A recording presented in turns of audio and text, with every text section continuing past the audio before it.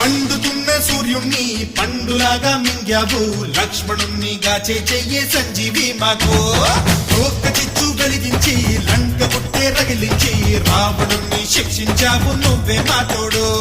శివతేజం నీ రూపమంట, పవమాన సుతుడంట, అంజనం మా ఆనందమంత, హనుమాని చరితంట.